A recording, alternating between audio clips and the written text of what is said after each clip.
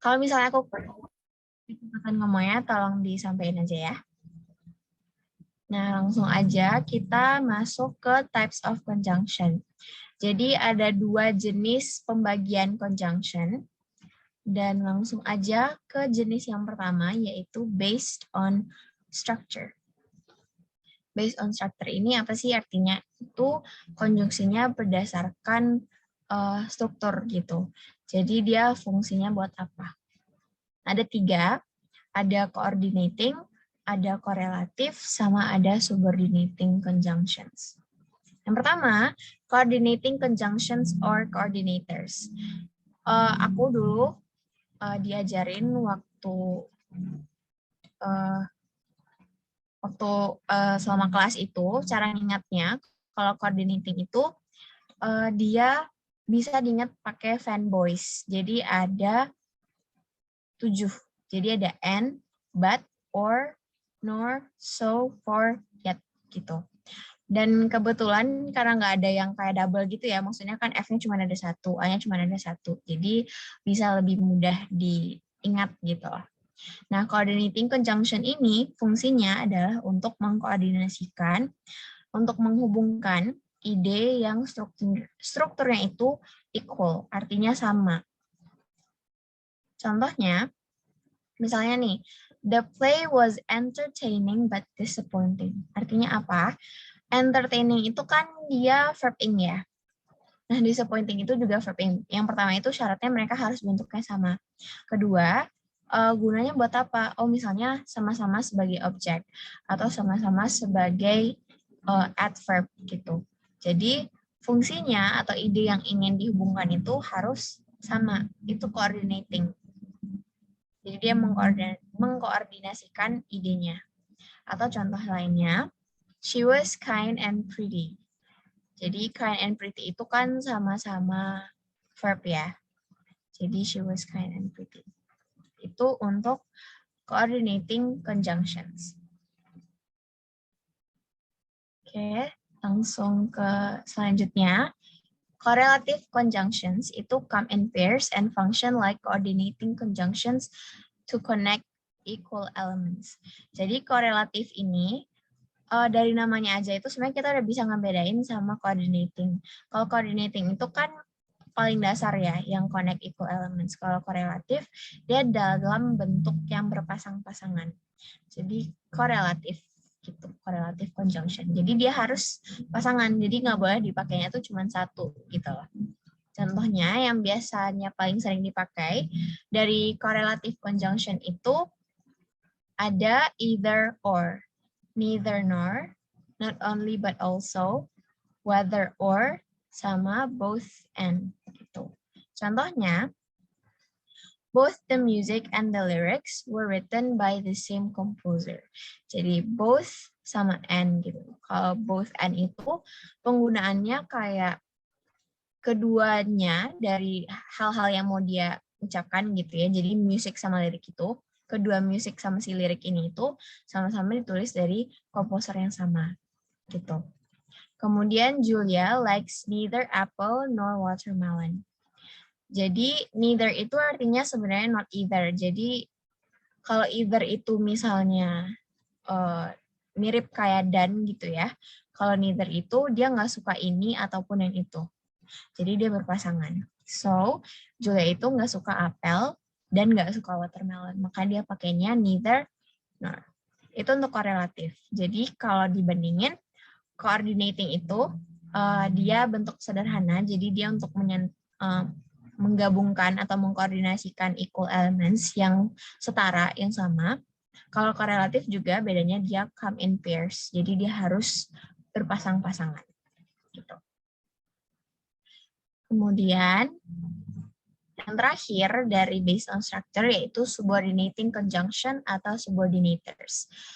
Such as if, when, where, because, although, since, whether, and while, introduces subordinate or dependent clause that is usually attached to an independent clause. Jadi subordinating conjunction itu fungsinya dia menghubungkan klausa. Jadi klausa itu kan ada 2 ya, ada yang dependent yang dia harus nempel sama si independent clause ini, harus barengan. Independent clause itu dia kayak kalimat yang paling sederhananya. Kalau yang si dependent ini, dia yang letaknya itu setelah si konjungsi. Gitu.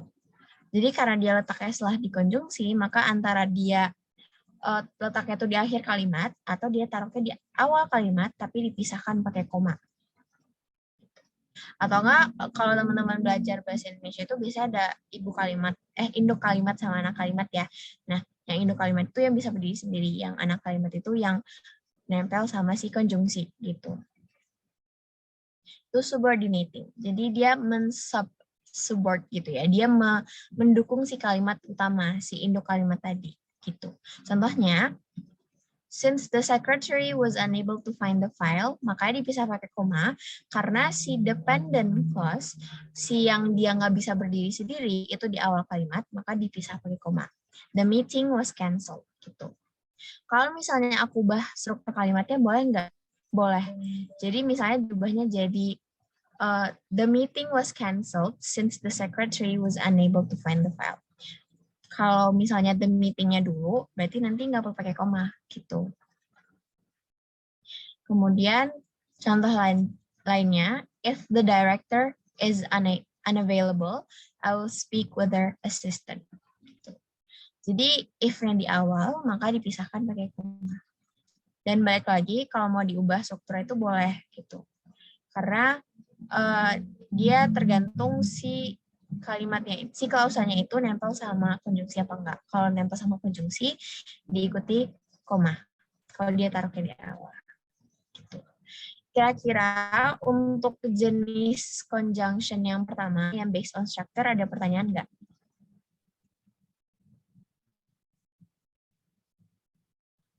Kira-kira enggak ada? Oke, thank you. Jadi udah aman ya. Jadi kalau misalnya ada pertanyaan, boleh langsung ditanyain aja. Nah, selanjutnya, conjunction based on usage atau penggunaan. Kalau tadi itu kan jelas ya pembagiannya. Jadi kalau konjungsi yang coordinating, kemungkinan besar dia nggak bisa jadi konjungsi yang korelatif atau subordinating gitu. Nah, kalau based on usage ini, dia tergantung penggunaan banget gitu. Artinya, dia bisa gunanya untuk si A, bisa gunanya untuk si B, gitu. Beda-beda. Nah, based on usage itu ada 6. Yang pertama, to show an additional or similar idea. Jadi yang paling simple sih contohnya itu kayak and. Nah, cari aja yang mirip-mirip sama and itu apa. Kayak misalnya yet. Atau misalnya not only but also. Not only but also itu kayak tidak hanya ini, tapi juga itu. Gitu. Jadi kan fungsinya mirip sama dan. Lalu misalnya both sama and.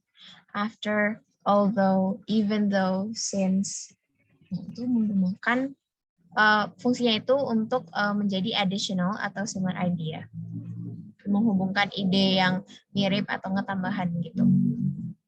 Contoh kalimatnya kayak kalimat yang aku bacain di awal tadi gitu ya. Kayak misalnya yang pakai nor, terus Julia likes near itu. Nah, kan bisa pakai and bisa diganti. Kayak misalnya Julia likes apple and watermelon kayak gitu. Bisa diganti. Kemudian contrasting idea, kayak misalnya but, yet juga bisa. Jadi balik lagi, kalau usage itu dia nggak terpaku ke tujuannya apa, tapi bisa dipakai di mana-mana aja gitu. Tergantung sih kalimatnya kayak gimana. Terus ada either or, neither nor, although, even though, unless, whereas. Kalau untuk artinya sendiri, although, even though, sama unless, whereas itu sebenarnya sama. Bedanya itu lebih kayak ke posisinya. Kalau even though itu biasanya kan taruhnya di awal kalimat ya. Kayak menghubungkan kalimat sama kalimat.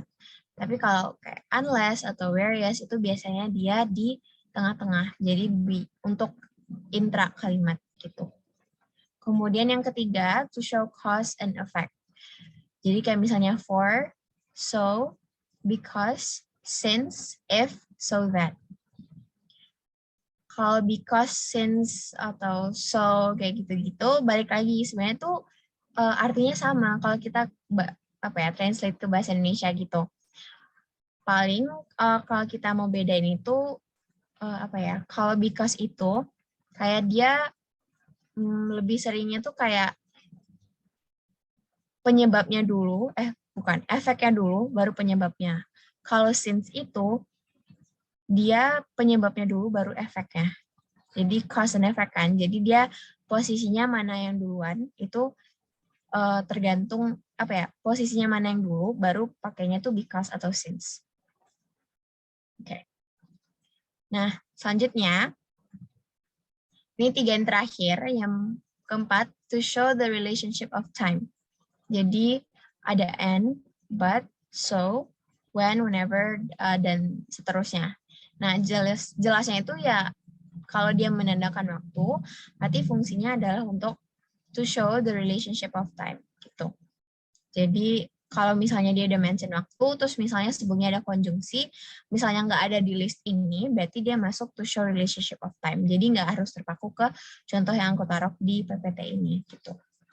To show the relationship of place. The and, the but, either, or, neither, nor, whereas, where, wherever, dan banyak lainnya.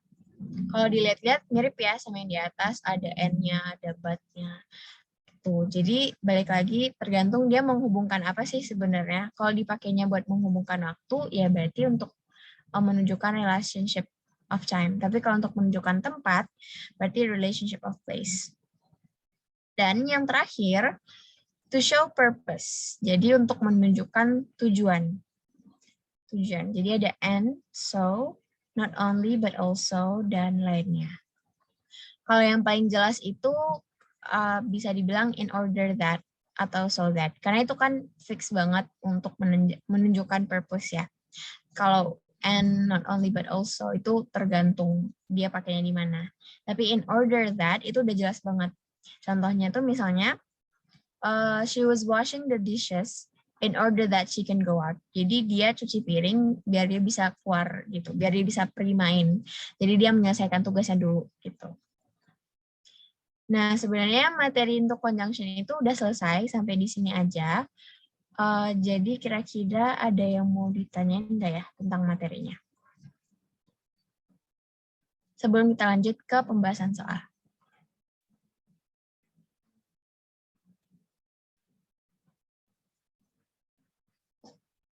Nggak ada, aku hitung dari 5 ya. 5, 4. Oh ya boleh, ada yang mau nanya? Mau diketik atau mau on mic nih?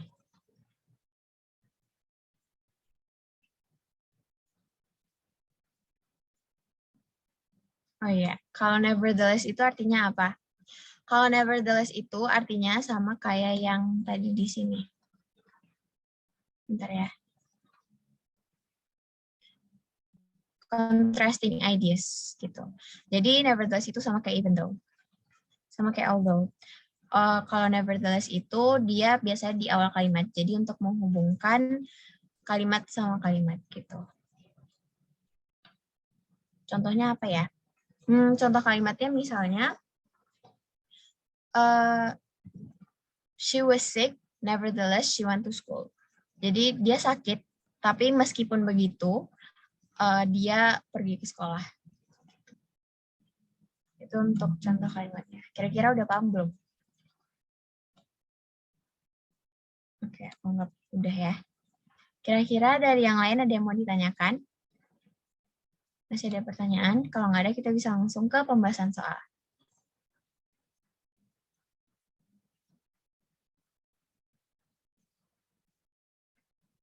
Oke. Ada chat lagi. Based on usage itu berarti tergantung kalimat. Iya, bener banget. Jadi kalau based on usage itu dia nggak ngebedain konjungsinya itu misalnya masuk ke korelatif atau coordinating itu enggak. Jadi bisa aja konjungsi yang ada di additional misalnya ada juga di to show purpose atau to show relation of time.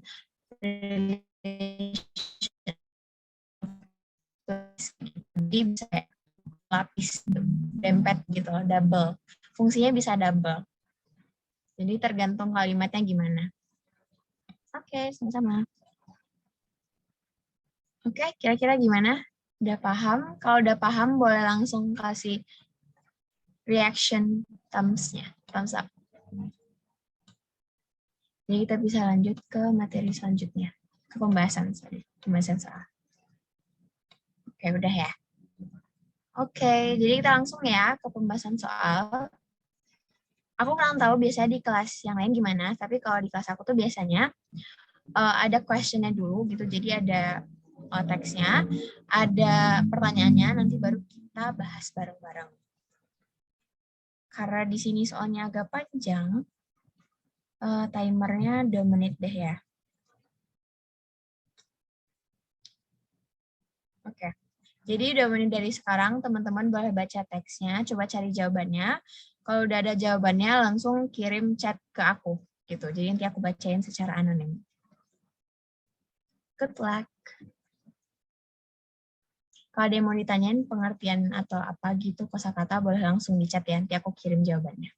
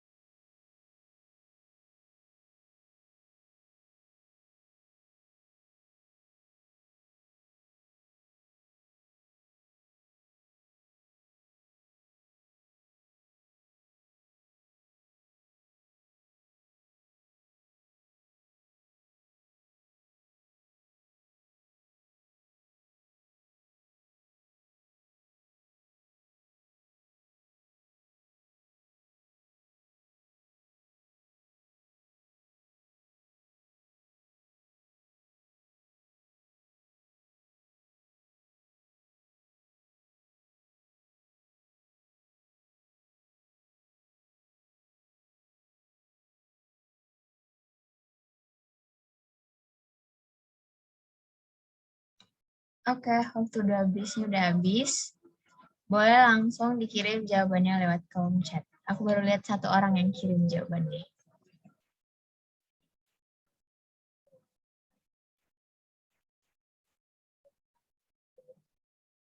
So, pertanyaannya, what probably motivates the author to write the underline phrase? Kira-kira tujuan dari penulis nulis kalimat yang di underline itu apa? Di garis bawahi. Oke, udah banyak yang jawab. Sebentar aku lihat. Oke, satu suara semua ya. Jadi kayaknya udah pada ngerti nih sama materinya. Jadi jawabannya adalah B. To connect a similar characteristics between two objects. Kenapa? Karena kayak aku bilang tadi ini kan based on usage ya. Jadi fungsinya tuh buat apa sih? Untuk menghubungkan karakteristik dari barangnya itu yang mirip gitu. Nah di sini itu dia bilang both solvent and solute particles are free to move in diffusion.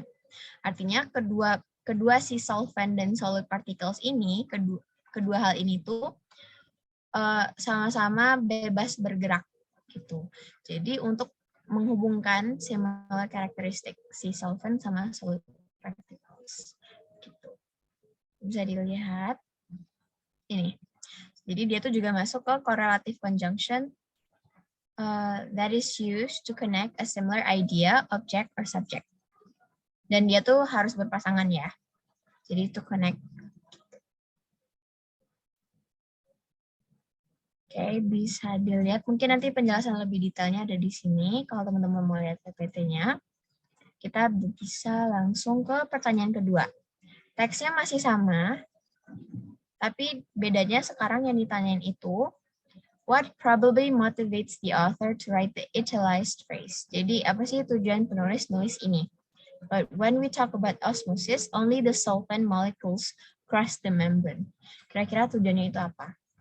Aku kasih waktu 1,5, karena teksnya udah dibacakan ya. 1,5 dari sekarang. Kalau udah ada jawabannya, boleh langsung di chat ya.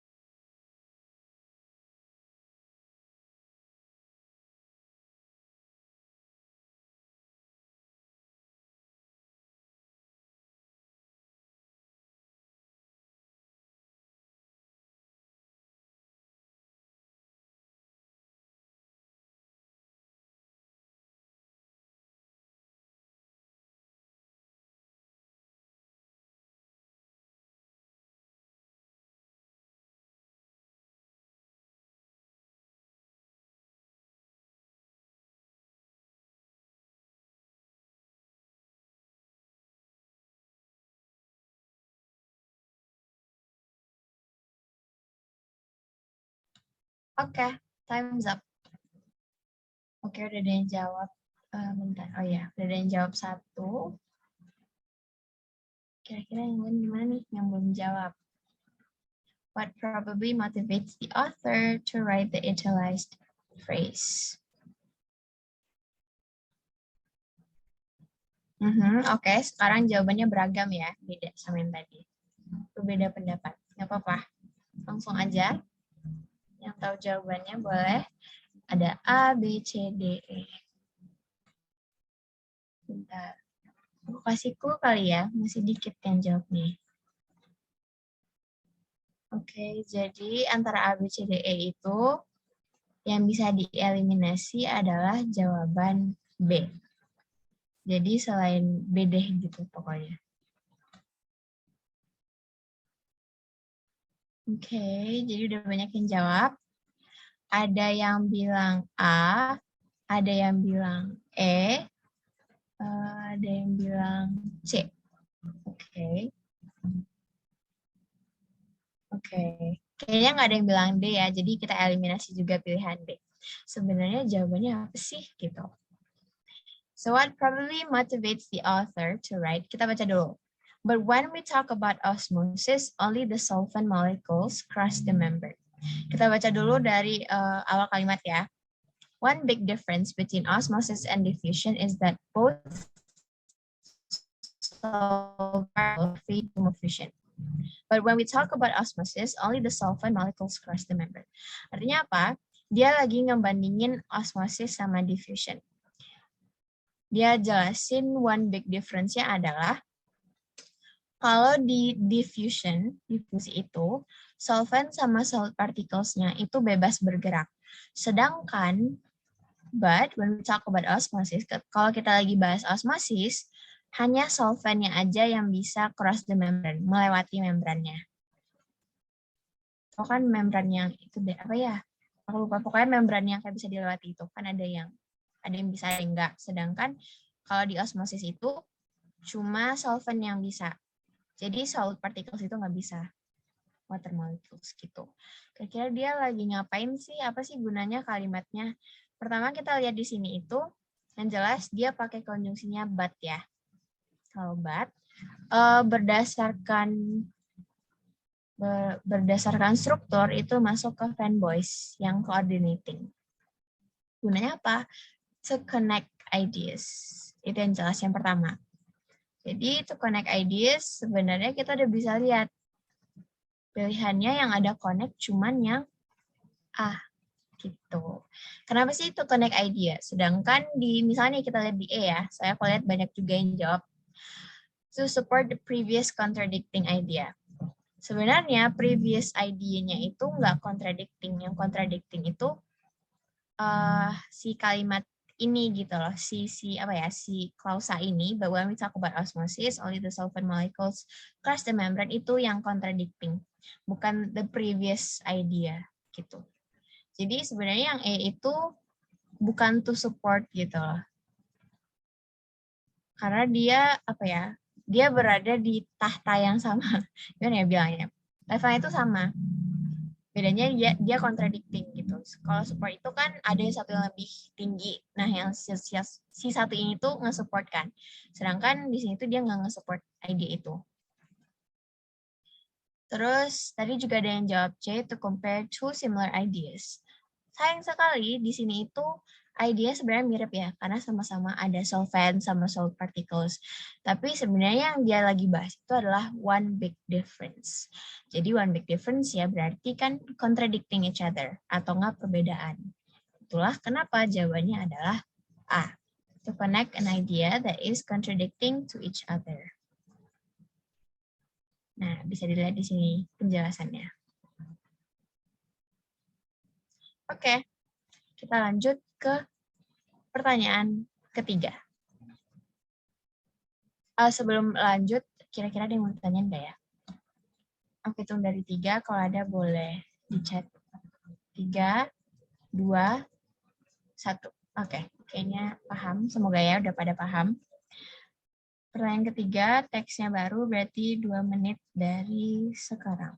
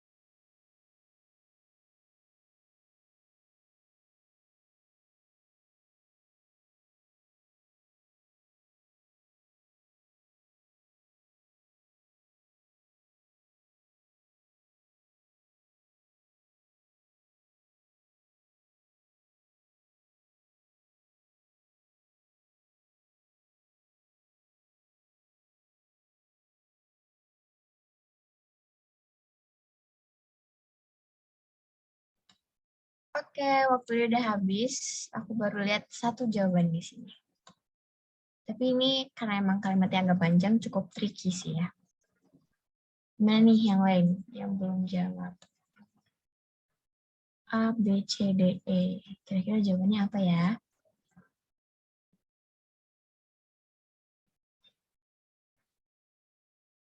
Aku eliminasi jawaban lagi kali ya.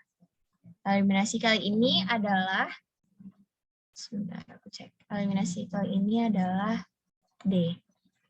Jadi D itu kalau kita lihat kurang tepat dengan kalimatnya. To emphasize the risk of an intestine. Jadi bukan itu ya. Selain D.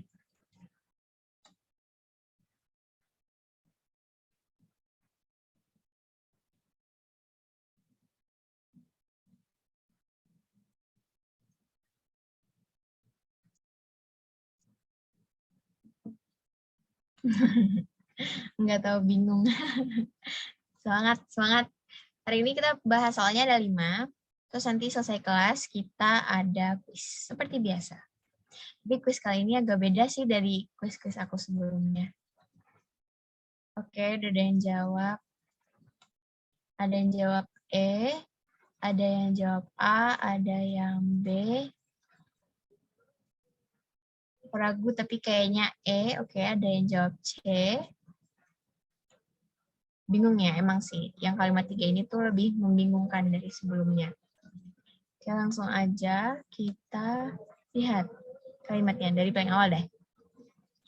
This can also prevent human suffering from clinical trials. Jadi sebenarnya paragraf ini tuh berhubungan sama kalimat sebelumnya, sama paragraf sebelumnya ya, yang soal-soal sebelumnya. Jadi this-nya itu tuh maksudnya animal testing. In clinical trials, humans are exposed to a certain medical item and see the reaction they present. Jadi dalam percobaan klinik, manusia itu akan menghadapi beberapa barang medis gitu dan nanti bakal dilihat hasilnya gimana sih reaksi kulit manusia atau enggak reaksi badan manusia kalau mereka pakai item medis tadi gitu. Although this will prevent any animal suffering, what happens if the said item has something disastrously wrong and causes human suffering? Jadi walaupun misalnya mereka pakai si human testing gitu ya, langsung ke manusia, bukan ke hewan, although this will prevent, walaupun ini akan menghindari adanya animal suffering, jadi menghindari kekerasan kepada hewan, gimana kalau misalnya si barangnya itu tuh seburuk-buruknya itu tuh kayak bisa menyebabkan manusia yang sakit gitu loh, yang suffer, yang tersiksa mungkin bisa dibilang, separah itu loh gitu maksudnya. The things that animal trials counter that human trials do not is to prevent any human suffering. Jadi di sini tuh intinya dia lagi ngebandingin hal yang ada di animal testing, di percobaan hewan gitu, binatang, dibandingin sama percobaannya sama manusia langsung adalah untuk mengurangi, untuk menghindari adanya human suffering atau sakit pada manusia. Jadi intinya dia bilang kalau kenapa dia setuju ada animal testing adalah biar manusianya yang nggak sakit gitu. So what is the most likely the author motivation behind writing the underlined text? Mungkin ada yang mau ganti jawabannya, masih boleh mengganti jawaban. Kalau udah yakin mah nggak apa-apa, yakin aja gitu ya sampai akhir. So although this will prevent any animal suffering, what happens if bla bla bla bla. So yang pertama aku baca dari paling bawah. To contradict the idea of opposing animal testing. Oke, kita lurusin ya, karena ini ada contradict, terus ada opposing, jadi kayak double banget gitu lah. Opposing itu kan berarti yang menolak animal testing. Yang menolak animal testing berarti setuju ada human testing. Dia nolak percobaan pada hewan, tapi dia setuju percobaan pada manusia. Kalau menolak opposing animal testing itu kan berarti human testing ya. To contradict the idea, dari itu berarti to contradict the idea of human testing. Oke, jadi to contradict the idea of human testing. Oke, itu kita simpan dulu. Yang D, to emphasize, ini udah dieliminasi tadi ya, to emphasize the risk of animal testing. Di sini bisa dilihat dia lagi bahas human testing, karena dia mempertanyakan kondisinya. Jadi bukan to emphasize animal testing, karena subjeknya aja udah salah gitu. To compare the benefit of preventing human suffering. To compare, untuk membandingkan benefit dari preventing human suffering. Sebenarnya di sini dia nggak nge-prevent human suffering gitu loh. Jadi dia nggak lagi ngebandingin benefit apa-apa. Jadi kalau daripada kita bilangnya benefit, ini lebih ke risk sih. Kayak risk, kayak kemungkinan buruknya. Jadi bukan kemungkinan yang positif gitu. Jadi adanya kata benefit di sini sebenarnya udah kurang tepat gitu untuk pilihan nomor 3. Yang B, to minimize the possibility of human suffering. Sebenarnya balik lagi, di sini kan kita lagi bahas konjungsi ya. Jadi author itu nulisnya nggak bisa untuk minimize the possibility of human suffering. Karena kan penulis tidak punya kekuatan untuk mengurangi possibility of human suffering. Jadi kayak yang B ini tuh sebenarnya bisa. Kalau dia bilangnya to introduce idea of minimizing the possibility itu bisa. Tapi karena di sini dia bilangnya to minimize untuk mengurangi kemungkinan human suffering, jadinya tuh kayak penulisnya yang bakal mengurangi, sedangkan kan kita lagi ngebahas animal testing sama human testing gitu. Jadi penulisnya tuh lagi bahas kerugian-kerugian yang ada, bukan penulisnya yang mengubah gitu. Kalau A, to introduce a surprising risk when implementing the main sentence.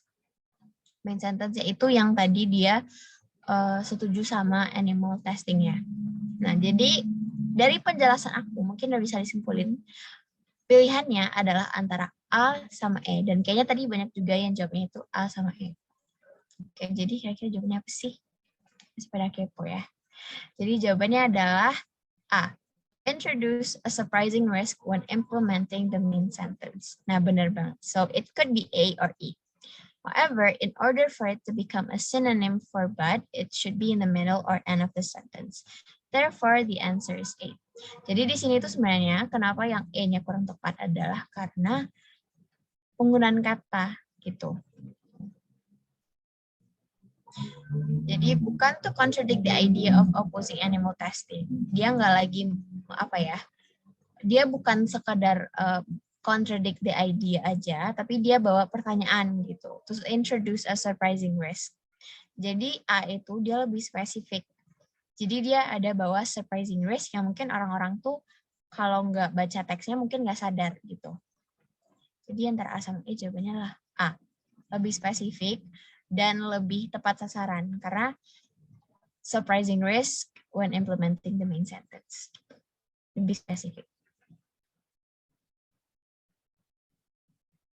Oke, kita lanjut ke question 4. Sebelumnya, kira-kira ada pertanyaan mengenai soal nomor 3? Karena kayaknya nomor 3 tadi banyak yang keliru. Tapi keliru aja, nggak apa-apa. Kan kita belajar. Nggak ada pertanyaan? Ada? Oke. Oke, lanjut ya. Pertanyaan nomor 4. Nah, ini kalimatnya mirip sama yang tadi sih, cuman beda struktur, jadi 2 menit dari sekarang. Kalau udah ada jawabannya, boleh langsung kirim ke kolom chat ya.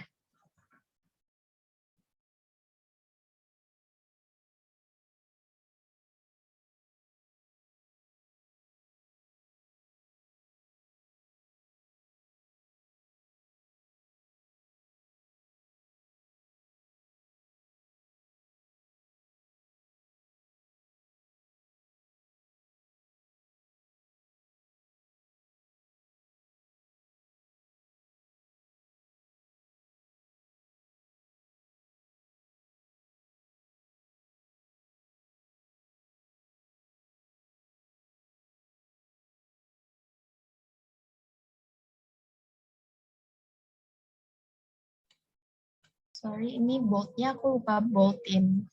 Yang while ini ya. Sini, while. Oke, semangat.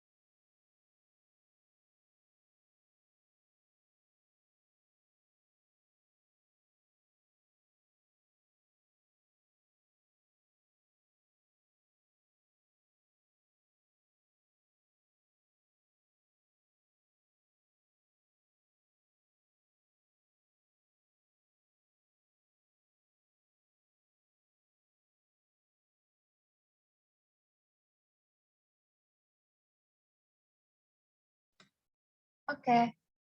Sudah habis waktu 2 menitnya. Bentar, oh ya, udah. Jadi boleh langsung, yang udah tahu jawabannya langsung kirim di chat box. Oke, udah ada. Baru 1 jawaban.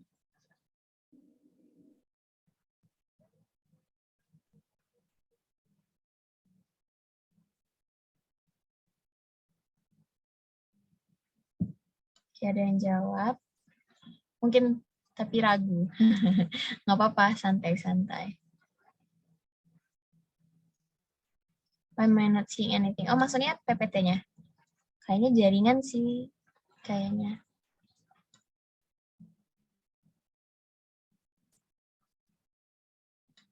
Di yang lain PPT-nya kelihatan nggak ya? Takutnya jaringan aku yang bermasalah. Oh, kelihatan ya. Oke. Oke, ada yang jawab A, ada yang jawab C. Oke, baru 2 jawaban. Kayaknya nggak perlu aku eliminasi sih, udah tereliminasi sendiri ya.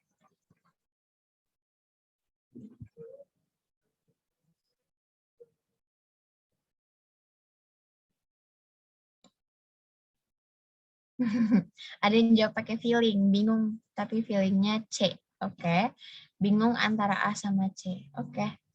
Kayaknya bingungnya antara A sama C ya, dan aku lihat tadi juga jawabnya antara A sama C aja. Jadi mari kita bahas. Kalimatnya tadi masih sama-sama yang tadi, bedanya di sini dia ada tambahan. So the things that animal trials counter that human trials do not is to prevent any human suffering. Jadi permasalahan yang bisa diselesaikan dengan adanya animal trial ini, percobaan pada hewan adalah, dibandingin sama percobaan pada manusia adalah untuk menghindari adanya human suffering, kesakitan pada manusia. While also getting feedback on how to tweak the medical item in order, kepanjangan bentar, while also getting feedback on how to tweak the medical item. Jadi dia dapat feedback, kayak masukan gitu, kayak kalau misalnya ada permasalahan nih di animal testingnya, nanti bisa dicari solusinya in order to make sure it is effective at doing what it is supposed to do. Jadi untuk memastikan si produk atau barang medis atau kayak skincare ya biasanya atau makeup itu tuh efektif dalam tugasnya. Kayak misalnya skincare-nya apa aja deh, misalnya kayak toner atau yang lain-lain gitu. While it minimizes any risk attributed when the final design is released. Jadi untuk mengurangi adanya risk yang mungkin aja ada di produk finalnya. Gitu. Jadi dia lagi ngebahas intinya tuh ya, ini kalimat yang panjang banget. Di sini itu membahas tentang gimana trial tuh lebih apa ya, lebih sifatnya baik gitu loh bagi manusia, karena kalau tesnya nggak di hewan, tesnya di mana lagi? Masa tesnya mau di manusia? Kan dia udah bilang ya, kalau misalnya menimbulkan penyakit yang berbahaya gimana gitu. So what does the Bolden word function in between the phrases? Itu maksudnya while di sini, kayak yang udah aku bilang tadi, while also getting feedback. Artinya apa? Kita baca dari A dulu. To introduce a process that happened in the same time as the main clause. Technically, secara teknis ini benar karena ada kata while. While itu kan artinya di saat yang bersamaannya. Jadi misalnya kalimat simpelnya itu kayak misalnya I was washing the dishes while my mother clean the house gitu misalnya. Kayak aku nyuci piring di waktu yang sama dengan mama aku bersihin kamar misalnya. Bersihin rumah gitu misalnya. Itu while. Secara teknis gunanya adalah betul di sini in the same time. Tapi benar nggak sih tugasnya itu to introduce a process as the main clause gitu? Atau kita langsung ke C ya, karena kayaknya tadi pilihan lain tidak terlalu membingungkan. So introduce a reason as to why the main clause is created. Untuk memperkenalkan alasan kenapa si main clause itu yang sebelum komanya ini tercipta gitu. Kenapa sih ada pendapat kalau animal trial itu bisa menghindari adanya kesakitan pada manusia gitu. Itu A sama C.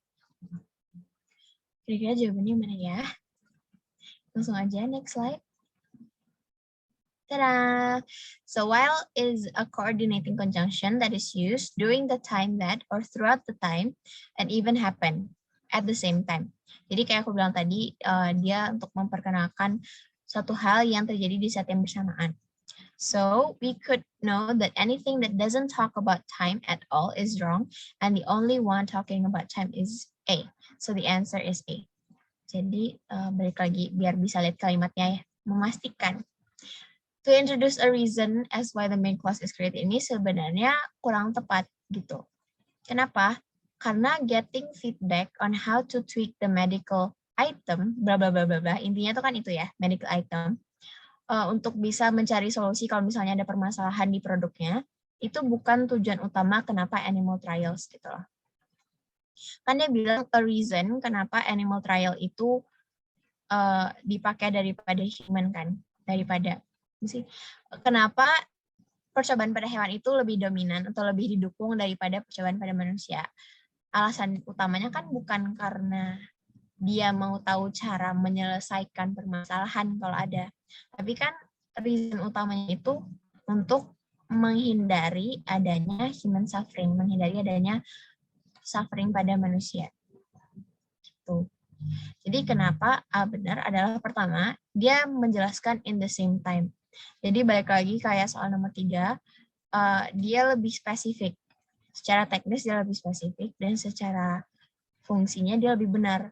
To introduce a process that happen in the same time as the main clause.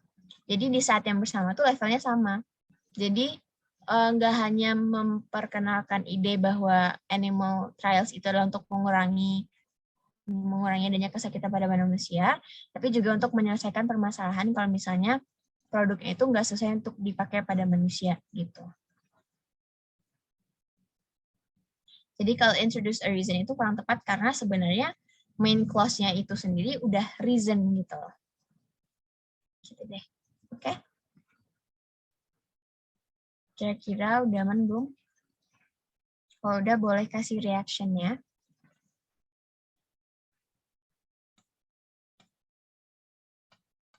Oke, udah aman. Kita lanjut ke pertanyaan terakhir. Question 5. Ya, question 5.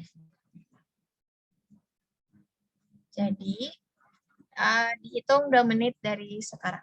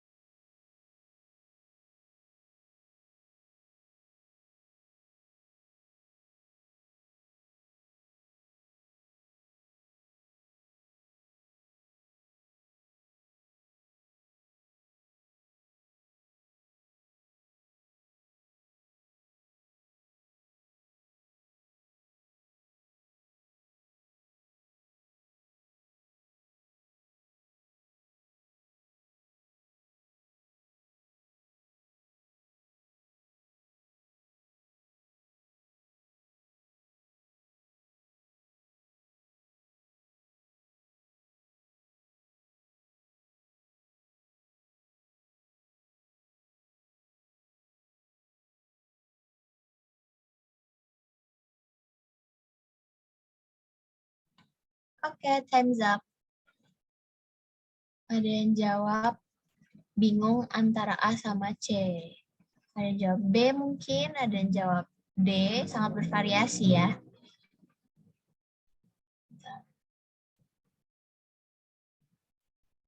Ada B, D.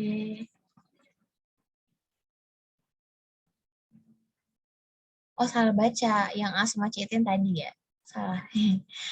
Ada yang B, ada yang D, ada yang B, ada yang C, ada yang D. Oke. Ada yang B lagi. Kira apa nih? Clue-nya adalah satu kata itu tuh benar-benar krusial membedakan dia sama si opsi lain. Jadi kayak perhatiin aja gitu. Ada nggak nih yang mirip tapi beda? Atau yang beda tapi mirip? Yang lain gimana?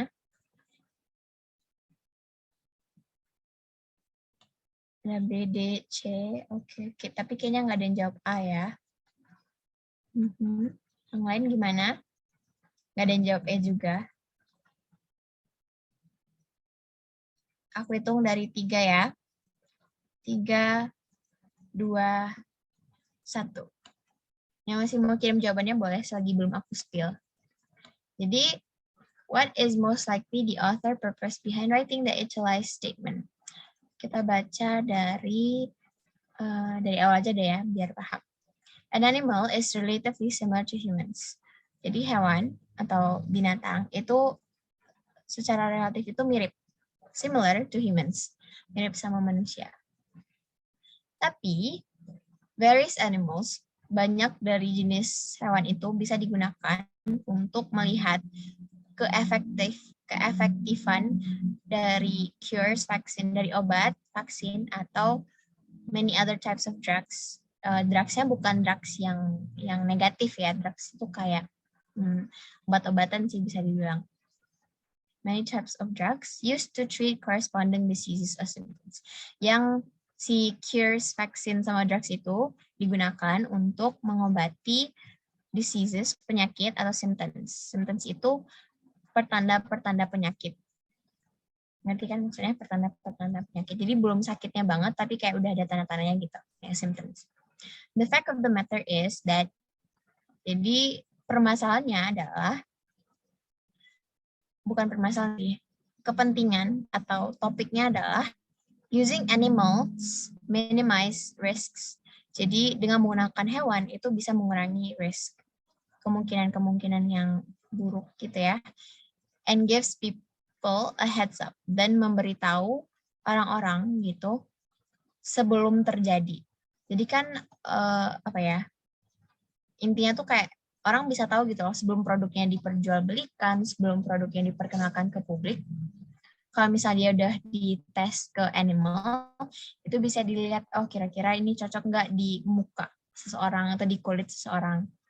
Jadi heads up saying that the product isn't suitable. Kalau misalnya produknya itu nggak suitable, nggak cocok, so we can effectively counter. Jadi kita bisa secara efektif meng-counter itu, mencari solusi atau melawan si ketidaksesuaian itu yang ada in the current proposed cure of vaccine, yang ada di produk yang lagi dites gitu. Itu sih. So what is most likely the author purpose behind writing using animal minimize risks, present, and gives us people a heads up? Yang pertama, kita lihat konjungsi, karena kan ini materi konjungsi ya. And itu gunanya untuk apa? Kalau kita lihat nih dari, bentar, aku mulai jawaban tadi. Oke, tadi nggak ada jawab A ya. Jadi kalau N itu kan bukan to connect a contradicting idea. Kalau contradicting itu dia pakainya but. Biasanya pakai but. Jadi kalau N berarti bukan contradicting. Terus yang D, to connect an opposing idea. Jadi opposing sama contradicting itu artinya sama. Contradicting itu ya berkontradiksi, melawan si, bukan melawan sih, bertolak belakang gitu sama si kalimatnya. Kalau opposing bertolak belakang juga, menolak gitu. Kalau yang E, to connect a surprising idea. Kalau kita ingat soal-soal yang sebelumnya, yang surprising risk kayak yang tadi, itu kan ada apa ya? ada penekanan kayak, kamu sadar nggak sih kalau misalnya tesnya itu di manusia tuh kayak gini gitu loh. Nah di sini kan dia kalimatnya santuy gitu ya, santai aja, kayak dia nggak melakukan penekanan di kata-kata apa gitu. Jadi dia nggak mengconnect surprising idea. Jadi kayak kalimatnya itu datar lah gitu bisa dibilang. Nah, berarti kalau kita udah mengeliminasi, sebenarnya kalau soal-soal kayak gini tuh paling cocok eliminasi sih, biar kemungkinan benarnya lebih gede. Kalau kita udah lihat, berarti kita bisa mengeliminasi A, terus D sama E, gitu kan. Berarti tinggal B sama C. To connect a similar idea that might occur due to testing, to connect a same idea that happened due to animal testing. Pertama-tama, di sini bedanya itu di similar sama same. Similar, satu, same satu. Sama perbedaan satu lagi itu, yang satu dia bilangnya might occur, yang satu lagi that happen. Might occur itu kan dia future, kalau happen itu kan berarti past tense ya. Iya, gitu. Nah, bedanya gimana sih cara kita nentuinnya? Yang pertama, di sini kita sebenarnya kalau lihat dari awal tuh kita udah bisa nentuin, is it a similar idea or is it the same idea? Using animal minimize risk sama give people heads up. Minimize risk sama give people heads up itu adalah suatu hal yang dua hal yang berbeda tapi mirip gitu. Jadi kalau dari kalimat aku udah bisa disimpulkan lah ya. Kira-kira jawabannya itu adalah yang B, to connect similar idea. Kenapa similar? Minimize risk itu kan untuk mengurangi kemungkinan yang buruknya gitu ya. Give people heads up itu untuk ngasih tahu ke orang-orang sebelum kejadian gitu loh. Jadi mengurangi kemungkinan buruk sama memberikan info ke orang itu kan dua hal yang berbeda tapi mirip gitu. Nah sebenarnya terus kenapa sih B itu tuh bener banget gitu, alias penggunaan katanya tepat karena dia bilangnya might occur, bukan happen. Kalau happen itu udah terjadi. Sedangkan di sini kan animal testing itu masih menjadi perdebatan, alias pendapat-pendapat yang dia bawa itu masih tujuan gitu, masih future, belum hal-hal yang udah terjadi gitu. Jadi that happen-nya itu juga sebenarnya kurang tepat kalau dilihat-lihat. Gitu. Jadi jawabannya adalah B. To connect a similar idea that might occur due to animal testing. Similar is linked or resemble partly to another subject. Jadi dia sama-sama mendukung si inti kalimatnya tentang animal testing, tapi bukan hal yang sama gitu, bukan hal yang sama banget. Kalau kalau same itu dia resembles exactly one another. Kayak misalnya aku bilang book sama notebook, ya sama aja kan sebenarnya, sama-sama book gitu. Tapi di sini kan dia minimize risk sama give people heads up, which is similar gitu. So that is all of my presentation. Thank you semuanya buat yang udah hadir. Jadi sebelum ditutup materi ya, kita masih ada quiz, jadi belum boleh leave. Kira-kira ada pertanyaan nggak tentang materi conjunction ini? Atau kayak misalnya tadi kamu ketemu kosakata yang kurang dimengerti, atau misalnya masih kurang paham kalau konjungsinya itu harusnya di mana gitu letaknya. Atau kalau udah oke, boleh kasih reaction kayak biasa.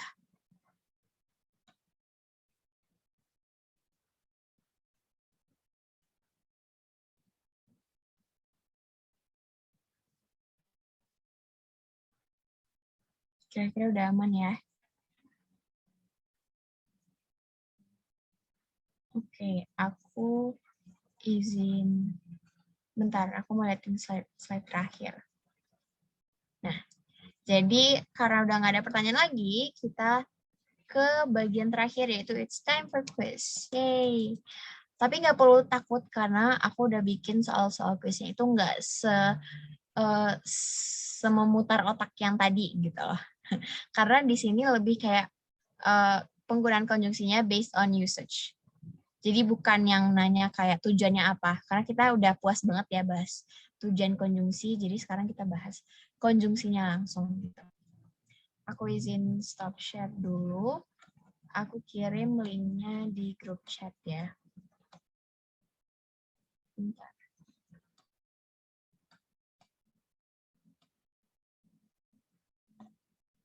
Nah, kita di sini ada 24, kurang aku sama Laras berarti ada 22. Aku tunggu 22 orang untuk join quiznya ya. Boleh langsung join pakai nama panjang. Ditunggu. Kita quiznya bentar kok, soalnya ada 10 dan soalnya pendek-pendek.